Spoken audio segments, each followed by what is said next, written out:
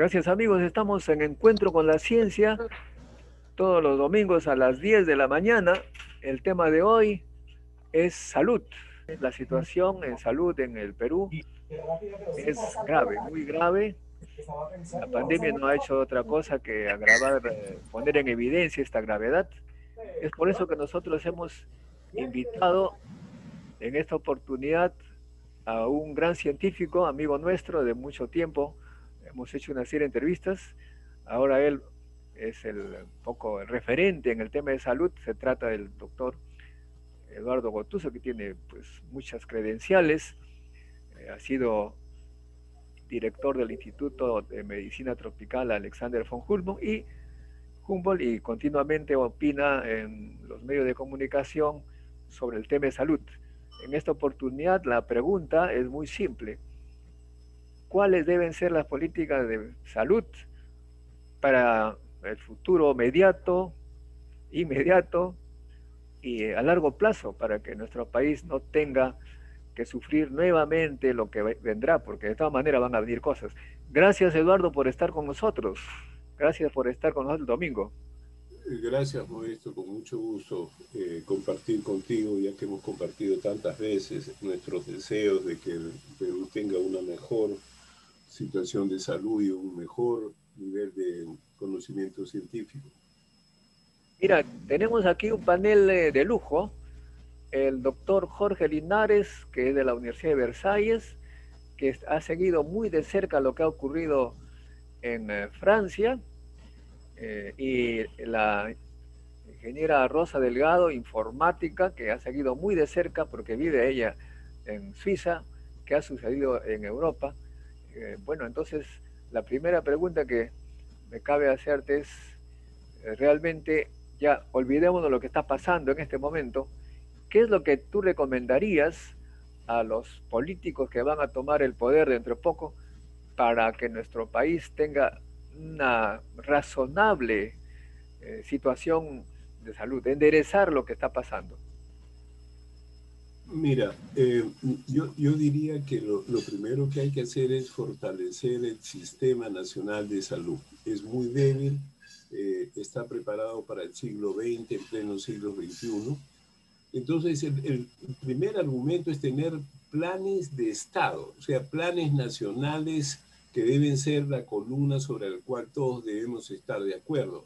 Por ejemplo, nosotros necesitamos poner agua y desagüe, necesitamos fortalecer los programas nacionales de vacunación, necesitamos fortalecer determinados problemas como el cáncer o la violencia, de tal manera que hayan programas nacionales que sean programas de Estado, que no se esté cambiando a cada momento porque cada uno entra con mucha voluntad, pero no tiene un plan que tú lo puedas medir. O sea, mi primer punto para mí es que deben hacer planes nacionales que se llaman planes de Estado, en el cual todos estamos de acuerdo.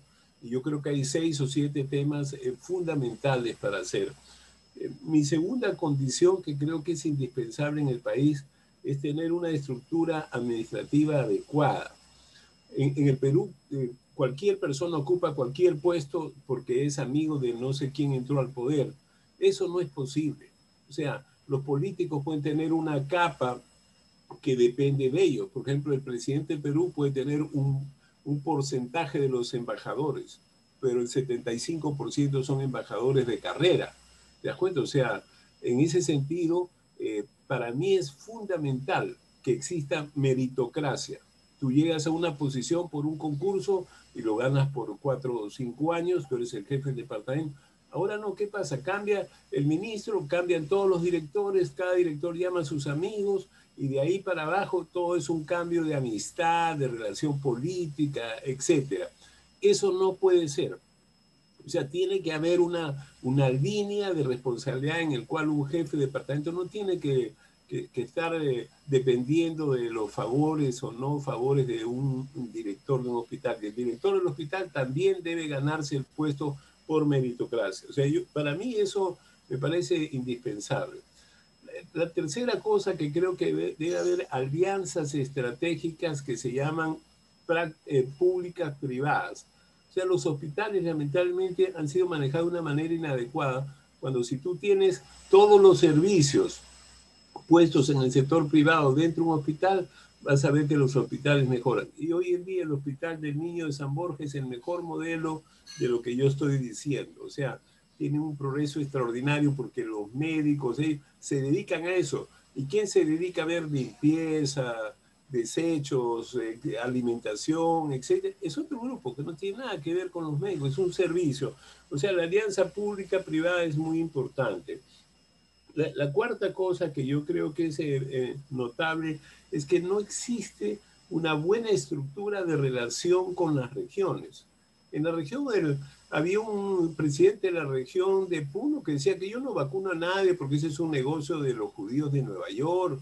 Esas cosas pues no pueden pasar. Es decir, un plan nacional, nosotros tenemos que cubrir 80 o 90% de vacunación y por lo tanto tiene que cumplir. Y los presupuestos de salud en cada región tienen que estar fundamentalmente, por lo menos mayoritariamente, dentro de los planes nacionales que hemos definido. Ya habrán otros propios locales, o sea, no es lo mismo estar en Puno que en Loreto, etcétera.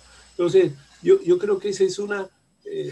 yo diría que este es un tengo una lista más adelante, pero creo que la inestabilidad política, por ejemplo, tú no puedes tener 9 ministros de salud en 5 años. Eso es un absurdo. En México el presidente entra y sale con sus ministros. O sea, tendría que tener una falta grave para que lo saquen.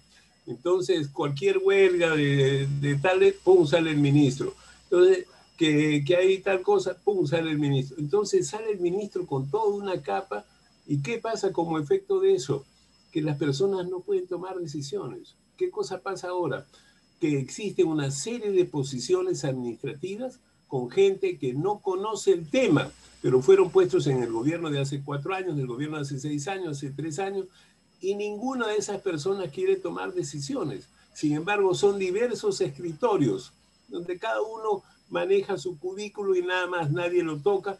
Eso es camino a una burocracia que durante una pandemia se hace ineficiente en 2 días, porque tú ordenas algo y no camina.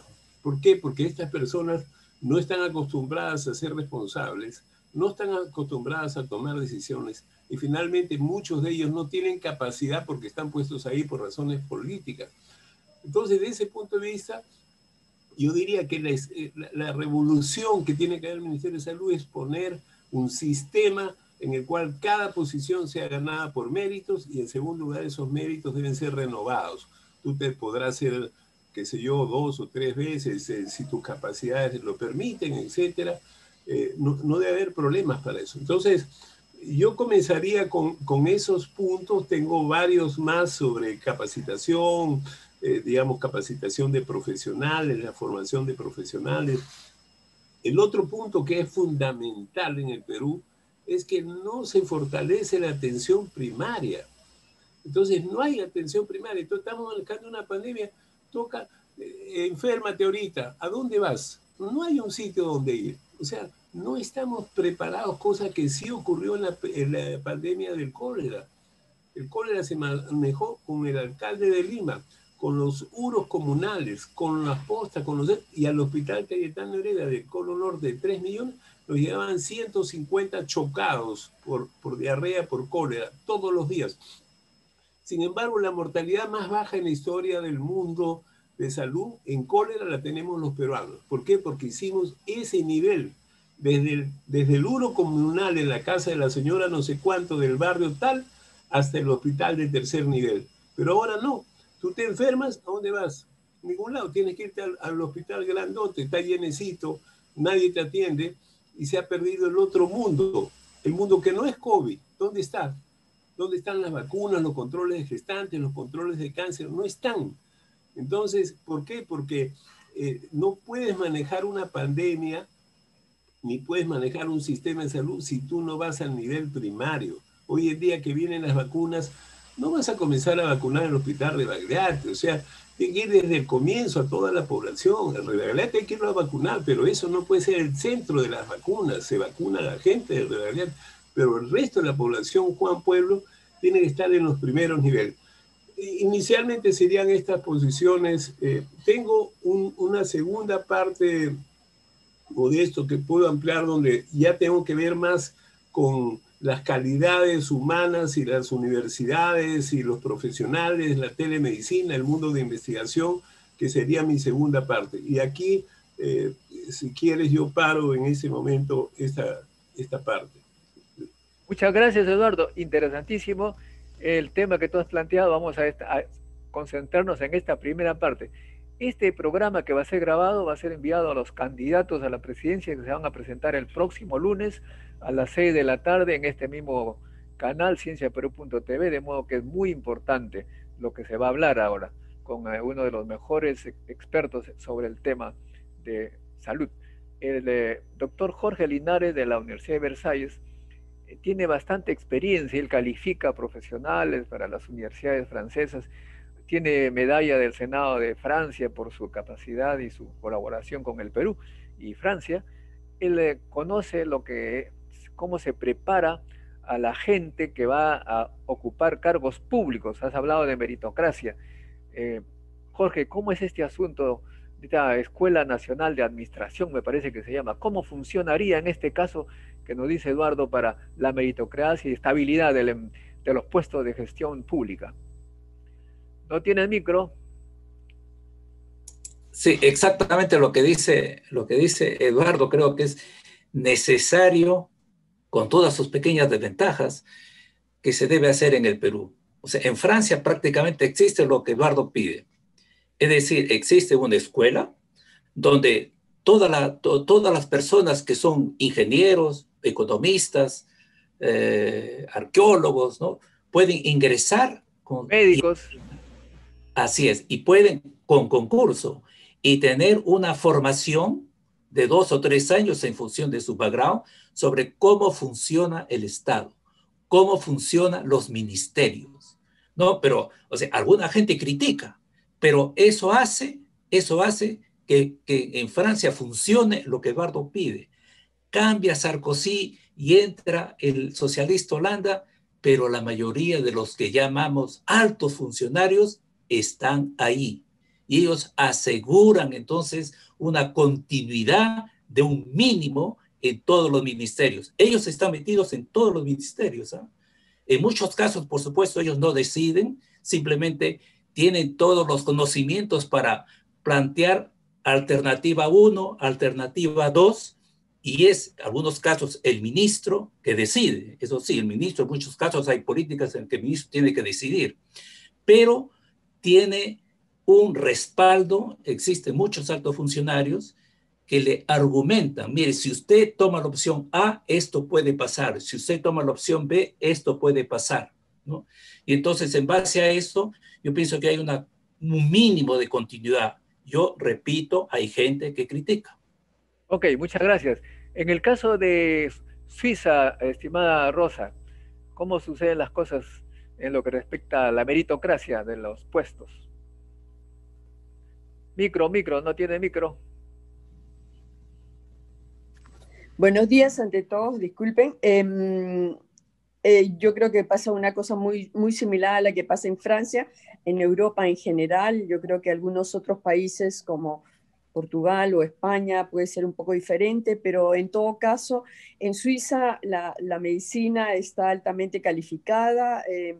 Hay presupuesto porque, bueno, pagamos seguros bastante onerosos, pero la salud está ante todo, es muy importante y tenemos sistemas muy organizados. Las universidades, por ejemplo, las universidades y las escuelas de enfermería, o sea, todo lo que se refiere a salud, se encuentran bastante organizados y hay la cantidad de estudiantes que se necesita, porque una cosa que se debería hacer es saber cuántos enfermeros o doctores o médicos necesitamos en 5 años y preparar justamente eso. Aquí, por ejemplo, hay quizá en Suiza un poco no necesariamente el total de enfermería o de doctores que hay. Vienen doctores de muchos países europeos porque Suiza es un país que atrae económicamente a los demás países y se encuentran, tenemos muchas enfermeras de Francia, de Italia, de otros lugares, lo mismo médicos, conozco a médicos peruanos que están ejerciendo acá, o sea, hay la cantidad necesaria. Sin embargo, como dice Jorge, sin embargo, o sea, en primera parte de la pandemia, en Suiza sobre todo, nos sentimos que no era con nosotros la pandemia, no hubo tanto, o sea, el cuidado que se dio en el Perú, no hubo ni toque de queda, ni encerrarse en casa. Ya estamos tocando un tema ahí ya, pero Sí, concentremos en entonces, de la sí, exacto. meritocracia. No, o sea, en ese sentido no hubo esos cuidados que ahora lo está pagando Europa. Pero en todo caso, pienso de que aquí, sobre todo, los hospitales están bien equipados en cuanto a tecnologías, están al día, porque hoy en día tenemos equipos que ayudan y hacen más eficaz los controles de tecnología. Lo que tenemos que hacer en el Perú, renovarnos, tener presupuesto para comenzar a tener todas esas tecnologías que van a ayudar a los médicos necesariamente, ¿no? Y tampoco concentrarse demasiado en los hospitales. Aquí en Suiza, por ejemplo, no Ahí todos vamos, aquellos... vamos, ya te terminó tu tiempo, Rosita, vamos a la segunda pregunta que Ok, gracias. sale de la conversación esta. Hablamos de gente que conoce temas y que deben estar, como dice Jorge, dando información a los políticos para que tomen decisión. Pero nosotros, yo soy físico nuclear, como tú sabes, reactores nucleares, reacción en cadena, y para mí fue muy fácil, relativamente, predecir que iba a suceder una bomba atómica de virus acá, puesto que la masa crítica que se da en los uranios y los neutrones sucede cuando la gente está muy junta, y eso pues evidentemente no voy a ir en detalles, pero es fácil predecir que cuando se aflojan las medidas de cuarentenas, etcétera, inmediatamente esto se dispara. Da la impresión que en Palacio de Gobierno no obedecen, no siguen las recomendaciones de los expertos que supongo han dado. No hay un respeto por la ciencia y el conocimiento científico. Esa es mi impresión. ¿Cuál es la tuya, Eduardo? ¿Tiene micro? Sí, mira, yo estoy de acuerdo, lamentablemente en esta pandemia se refleja con mucha claridad cómo los políticos intervienen de manera absolutamente inadecuada en temas que no conocen, que solamente toman decisiones por cuestiones puramente políticas, el ganar imagen, el ganar, y entonces reparten cosas. Uno saca una norma y inmediatamente le envilece y hace cosas exageradas que no conocen. No conocen lo bueno y lo malo que es tomar una decisión porque no conocen. Y el político no debe tener eso. Para eso busca asesores.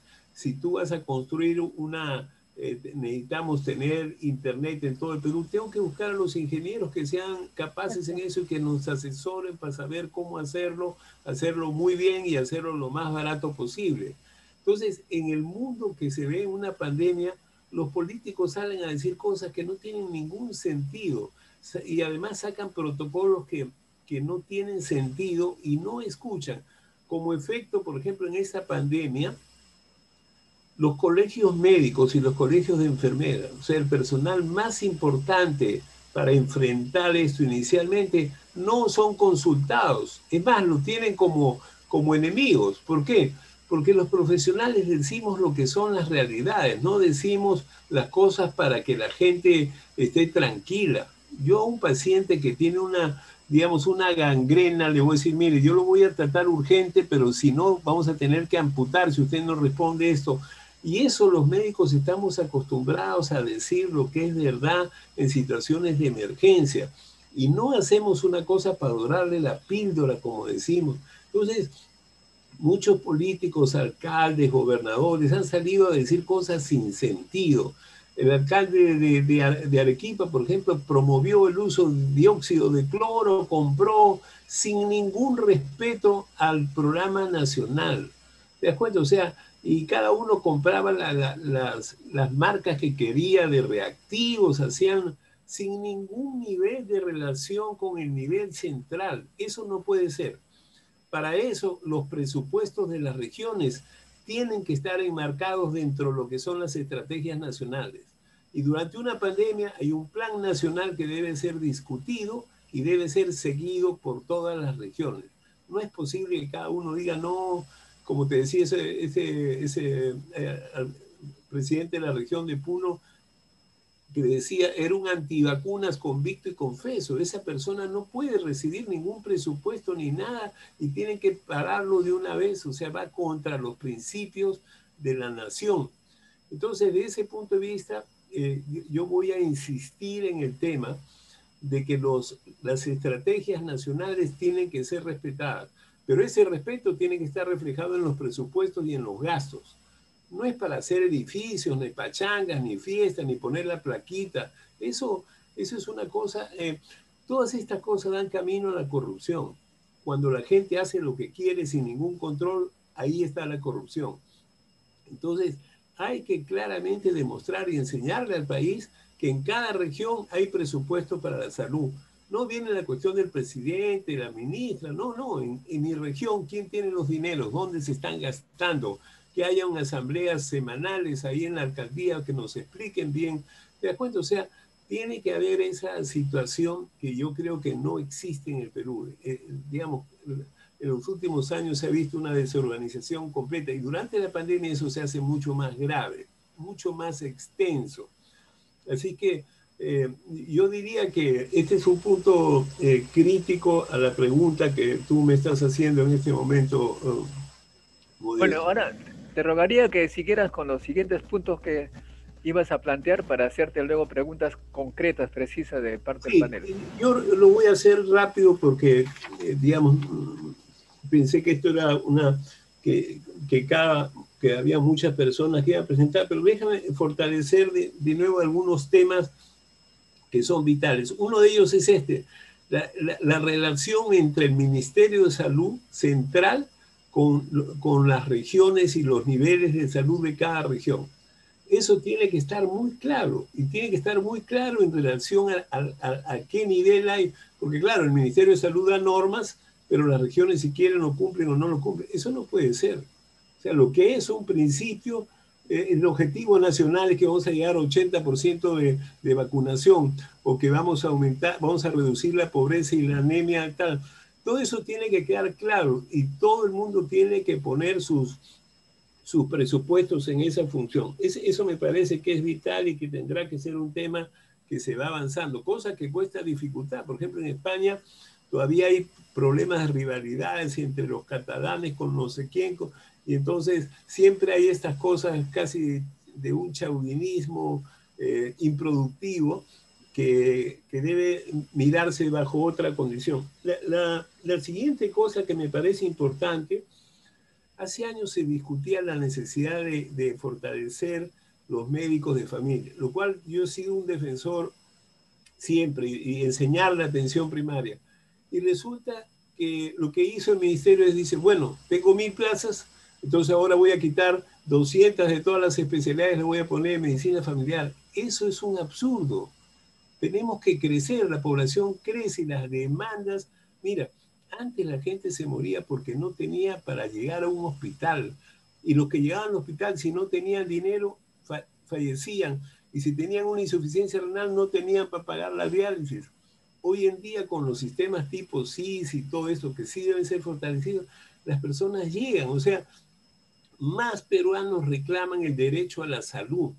Y eso significa tener un mayor presupuesto, pero no, como se dice, vestir un santo y desvestir un santo. Eso no. Tenemos que crecer. La vez pasada decían, faltan 9000 especialistas. Colón, si eso hace años que el Colegio Médico y todas las universidades insistimos, tiene que fortalecerse la capacitación de especialistas. Hoy en día sufrimos con la cuestión de terapia intensiva porque no tenemos suficientes terapistas ni están puestos en todo el Perú. Entonces, es una cosa. Ahora, dentro de eso que es la residencia, yo he insistido porque nosotros desde que éramos estudiantes defendemos la salida al campo, que yo le llamaba, que en ese tiempo se llamaba cooperación popular, que el presidente de la UNDE le pedía a los estudiantes salir Por ahí a alguien se le ocurrió, dice, ahora estos jóvenes de izquierda están educando a la gente. Esas ignorancias y esos prejuicios hicieron que se cancelara. Nosotros, en Cayetano, cuando yo era dirigente estudiantil, pedimos a la universidad que nos mandaran al campo. Yo fui el primer interno que me fui a Yurimaguas con 2 compañeros míos a trabajar ahí como parte de lo que después sería el CERUMS y el CECIGRA y todo eso. Eso comenzó por nosotros, de una universidad privada. O sea, yo me pagué mi educación trabajando de noche. Sin embargo, pedimos salir al campo porque ese era el contacto con la población peruana. Y además eso ¿cómo te puedo decir? Te pone en piel lo que es pobreza, lo que es tu realidad, etc. Y para eso, yo me acuerdo de ese año que Belaúnde hizo, salían ingenieros, arquitectos, estudiantes de derecho, de abogacía, estudiantes de medicina, pero después ya nosotros hicimos parte de la formación de Cayetano. ¿Eso qué significa? Que todos los especialistas, por lo menos en el último año, deben salir durante 2 meses a cualquier sitio del Perú a fortalecer los hospitales. Muchos de ellos encontrarán centros de trabajo. Les gustará vivir en ese sitio y eso pasó con Cayetano. Muchos alumnos de Cayetano que hicieron internado se fueron a hacer residencia y regresaron a esos sitios, a todas las zonas de Tarapoto, de Iquitos. Te puedo contar la cantidad de estudiantes de Cayetano que hicieron ahí, después se fueron a entrenarse y regresaron a vivir ahí. O sea, tú fortaleces el Perú interno, el Perú, digamos que requiere ese apoyo, ese afecto, esa dedicación de especialistas. Entonces, el Estado tiene que capacitar, tiene que crecer su capacidad de entrenar gente. Y lo que el Estado tiene que hacer es decir cuáles son sus prioridades. Atención primaria, que voy a dar ya no 10 becas, voy a dar 25 o 30 y le voy a pedir a las universidades que por favor pongan dentro de sus programas 2 o 3 residentes en cada programa, entonces voy a tener pues 40 o 50 por año. A nosotros que formábamos 3 especialistas en enfermedades infecciosas nos cortaron 2 y nos daron 1. Cuando el Perú necesitábamos especialistas, estábamos creando esa situación. O sea, eso sería una primera cosa, que es la capacitación. En segundo lugar, la capacitación continuada tiene que ser puesta por los colegios profesionales con los apoyos de las universidades para que las personas síganse capacitando. El mundo de la salud es un mundo cambiante. Hoy en día tenemos la telemedicina con toda una gran tecnología.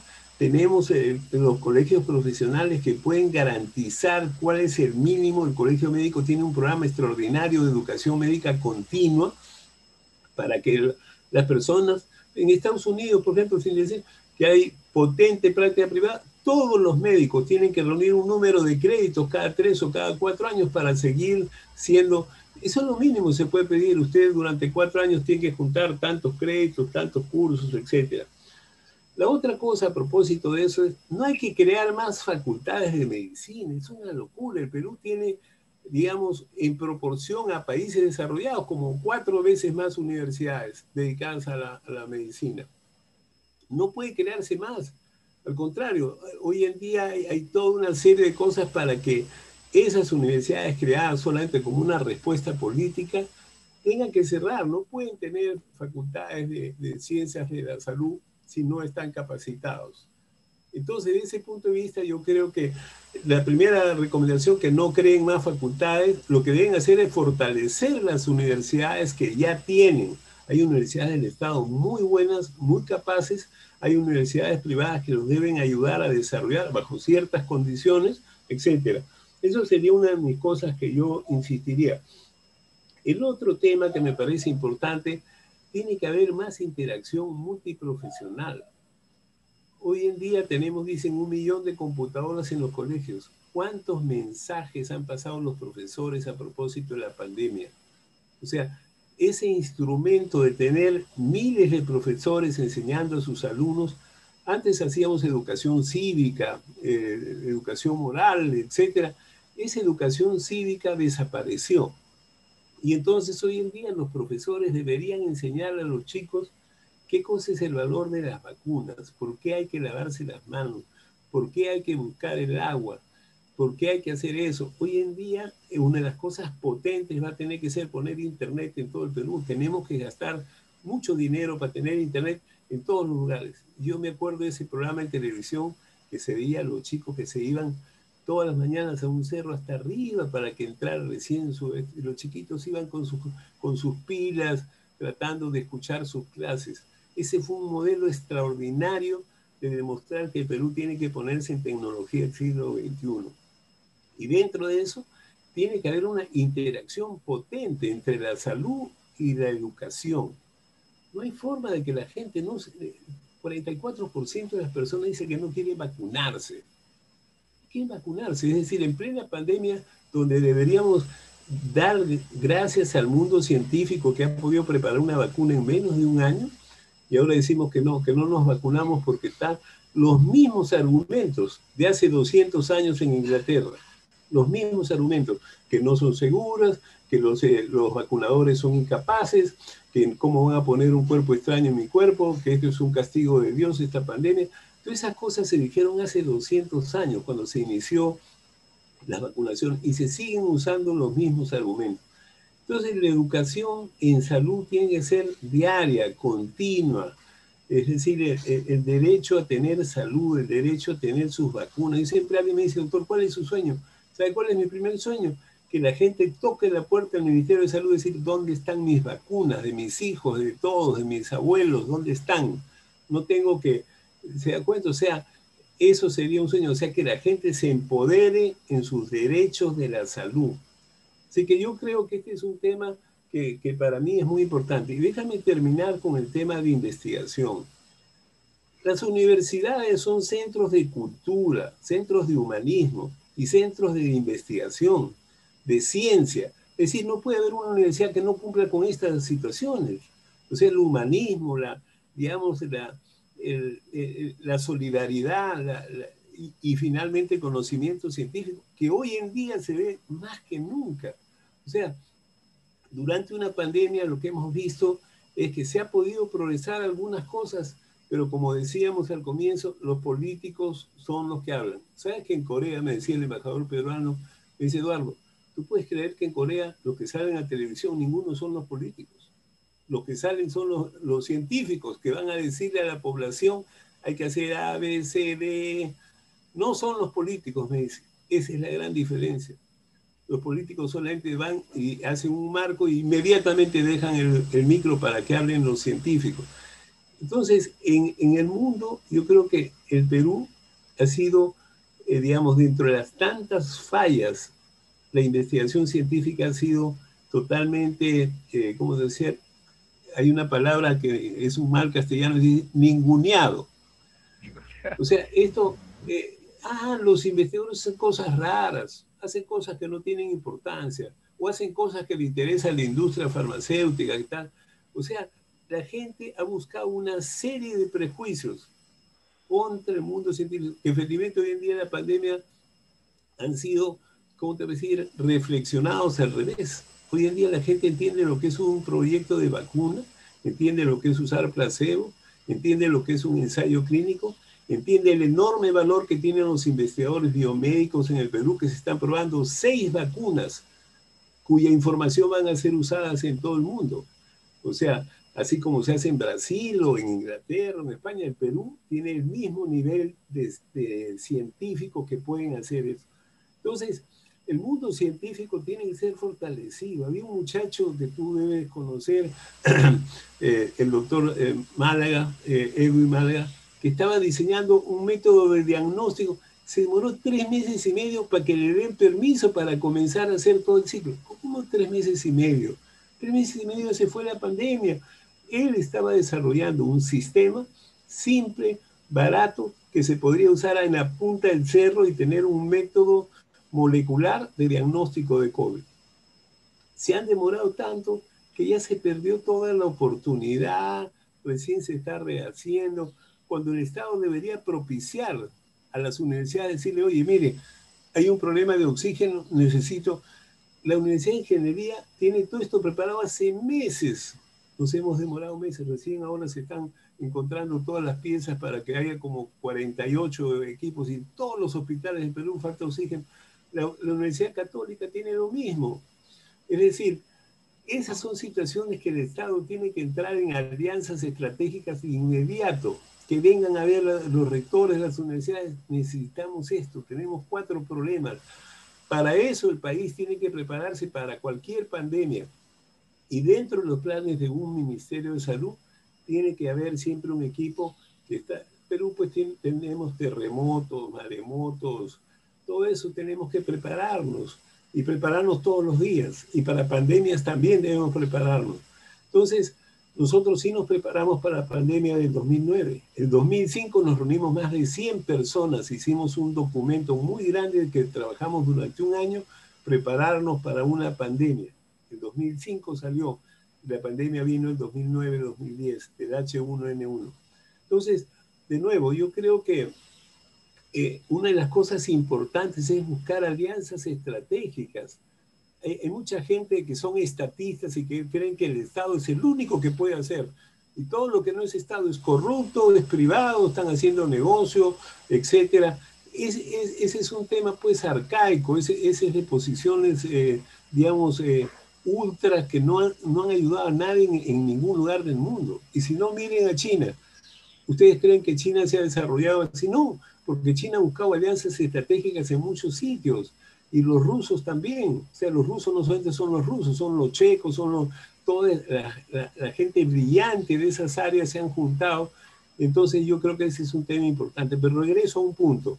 Tiene que haber un nivel de relación entre el Ministerio de Salud, Educación y otros que tiene que ser horizontal. Los cambios de clima que no tienen que ver con el Ministerio de Salud como responsabilidad, corresponde a un grupo de investigadores de otros ministerios. Y todo lo que pasa en el mar peruano es otro tema. ¿Y qué es importante para la salud? La respuesta es sí. Y entonces, digamos, se tiene que ver la perspectiva de pesquería en función de la economía, en función de esto y en función de los alimentos que nos va a mejorar la salud de la población. Entonces, esa situación de relación integrada entre los ministerios tiene que ser un punto importante. Y regreso a mi punto de investigación. Corea ha sido un muy buen modelo que deberíamos verlo. Yo la primera vez que fui a Corea, había un congreso biomédico y habían 2 sponsors, el Hyundai y un banco. Y me llamó la atención y yo le dije al presidente del congreso, le digo, oye, ¿cómo es eso de... ¿Cuál es la relación? Me dijo, en Corea, todas las instituciones que quieren apoyar la investigación tienen un beneficio tributario. O sea, ellos ayudan a la investigación. No ponen cortapisas de que, bueno, hagan esto porque me interesa. Eso es un servicio.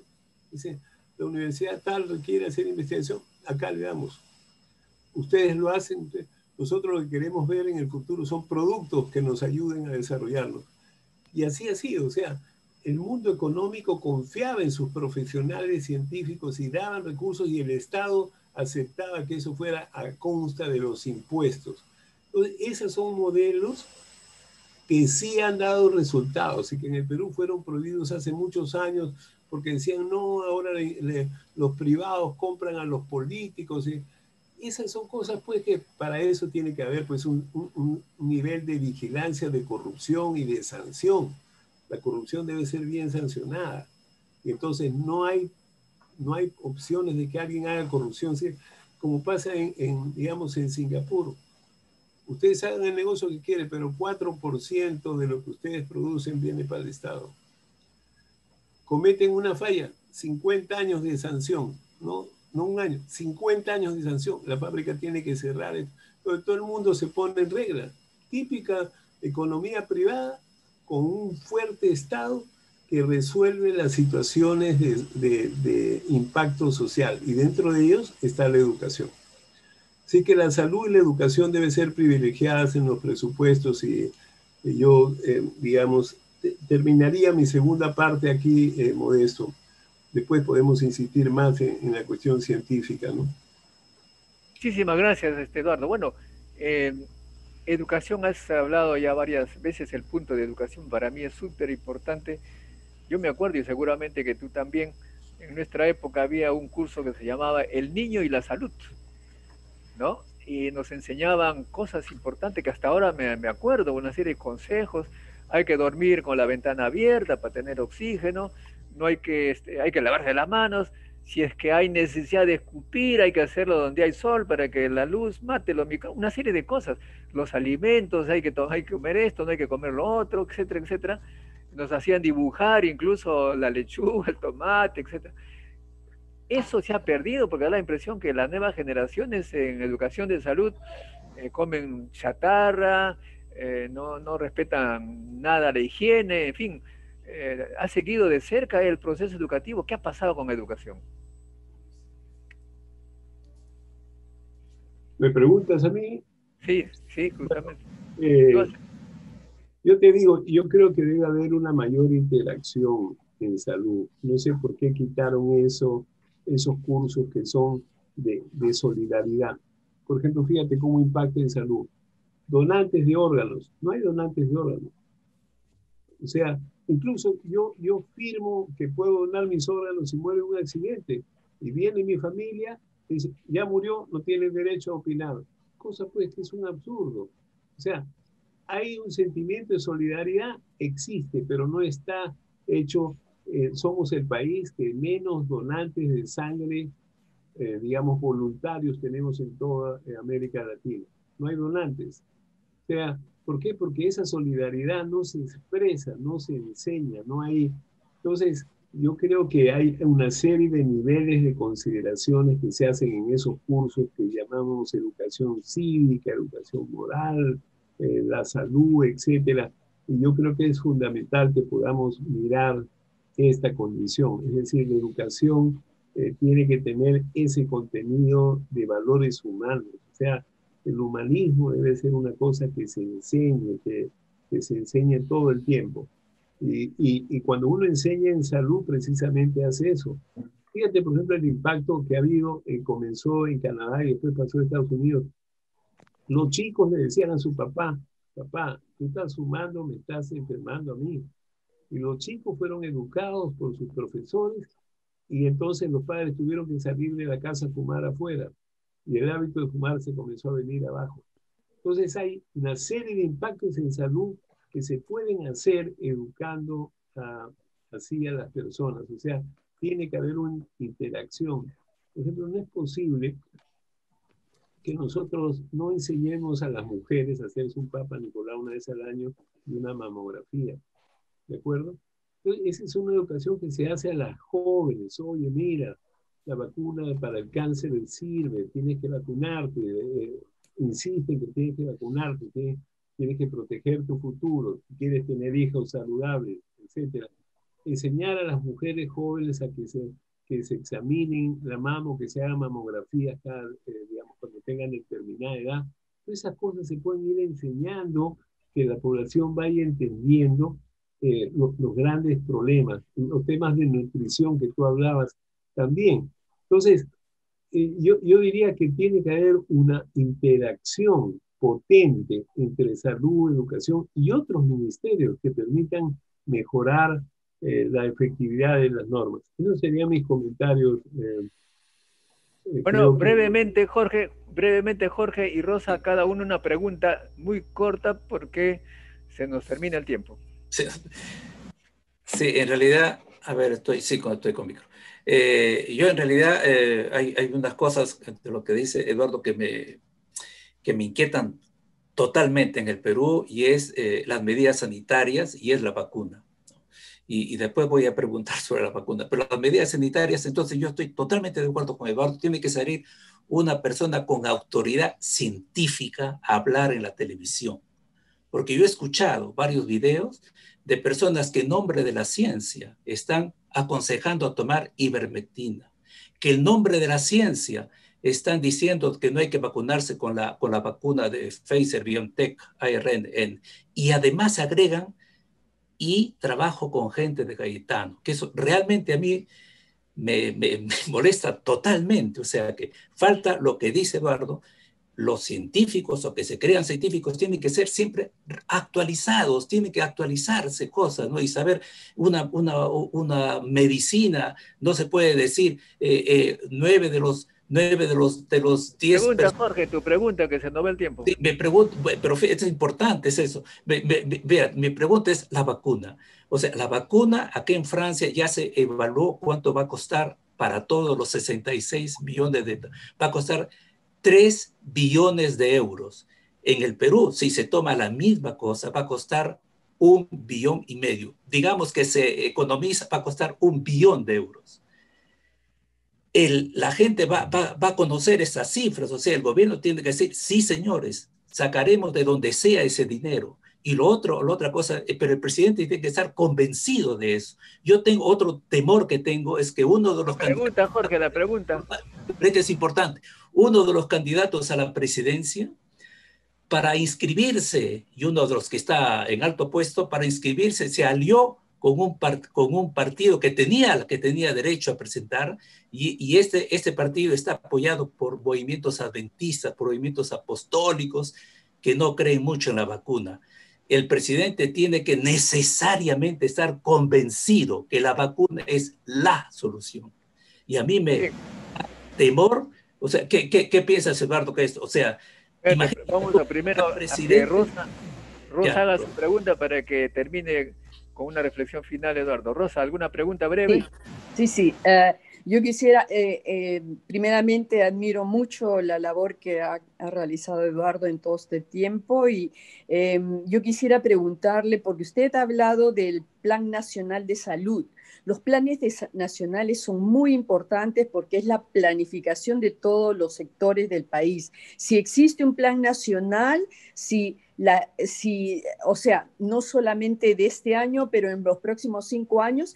Y segundo, rápidamente, que el Internet, ha hablado del Internet. El Internet puede ayudar a solucionar muchos problemas con la teleconsulta, con la telemedicina, con mismo el hecho de que los profesionales médicos se puedan estar reciclando si viven en provincias o en Lima o en cualquier parte. El Internet es muy importante, y entre ellos usted mencionó que no deben haber más facultades, pero habría que pensar, hay nuevas profesiones. Hoy en día se está hablando mucho en Europa de la profesión médico-ingeniero. O sea, el médico que conoce cómo utilizar la tecnología que está dentro del hospital y que no viene simplemente porque hay una coronavirus. Gracias.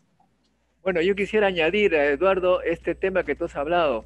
No más universidades, pero el Estado ha abandonado la educación estatal. No hay puestos de trabajo para nuevos profesores, no hay concursos, o sea, si no hay nuevas plazas en las universidades como San Marcos y la población aumenta como está aumentando, obviamente va a haber la necesidad de más universidades o fortalecer las privadas existentes, ¿no?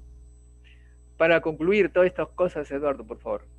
No, yo te diría que debe fortalecer primariamente la universidad pública, ¿no? O sea, la universidad privada tiene que tener su propia dinámica. Lo que debe hacer el Estado con el sector privado es solamente darle facilidades, pero tiene que moverse a su ritmo, respetando las normas mínimas.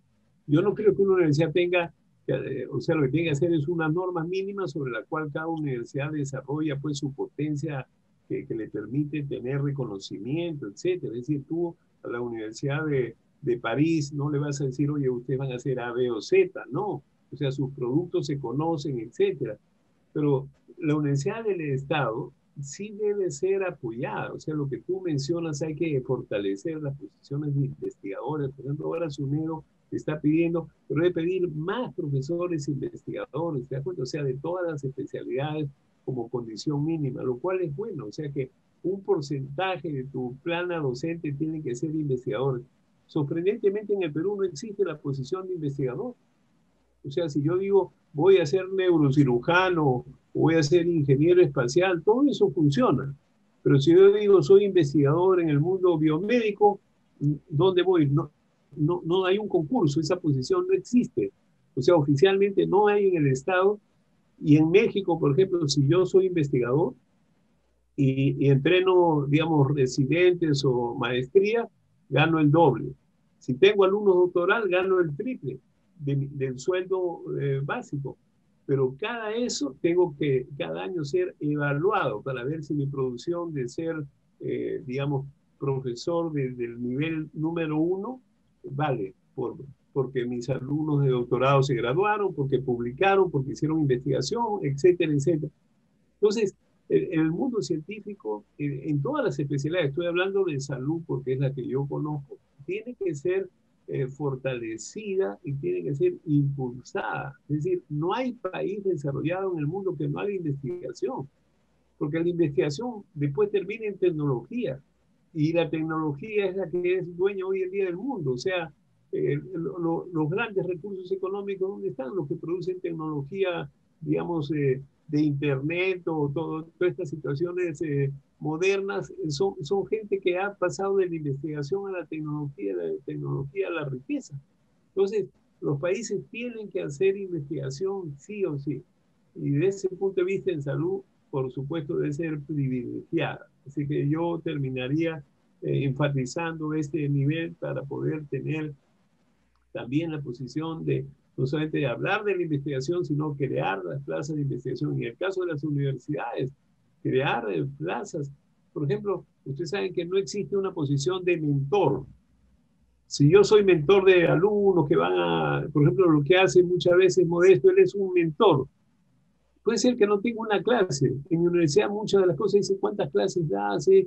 Oye, pero estoy capacitando a gente para hacer investigación. Mira, de estos 10 alumnos que yo tengo, hay 5 que ya publicaron, hay 5 que hicieron esto, 5 que crearon otra cosa.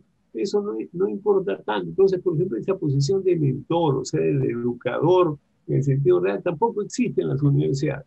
Entonces, yo creo que hay que revisar bien hacia dónde llevar y fortalecer el mundo de la investigación. Así que con esto yo quería terminar y agradecerte. Sé que estamos justo en el tiempo final.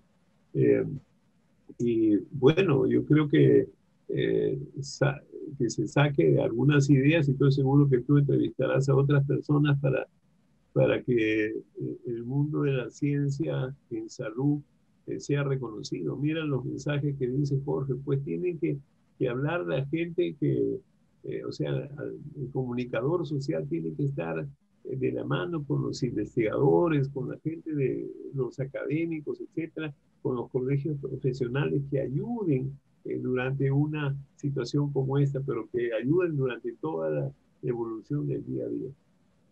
Muchas gracias, Eduardo. Muchas gracias, Eduardo. Gracias, Jorge. Gracias, Rosa. Este ha sido un programa especial de salud. El próximo lunes a las 6 de la tarde, dentro de 8 días, los candidatos a la presidencia van a exponer sus propuestas en política de salud después de haber escuchado este programa. Y claro, estamos completamente de acuerdo con el doctor Eduardo Gotuso, especialmente esto de la carrera del investigador, que la venimos reclamando hace muchísimo tiempo, como él sabe, pero bueno, alguna vez tendrá que llegar. Gracias, amigos, gracias, Eduardo, por tus sabias palabras, tus consejos, y con nosotros, amigos, será hasta un próximo encuentro con la ciencia. Chao, chao. Chao, chao, Rosa. Jorge, gracias, muchas gracias. Hasta luego.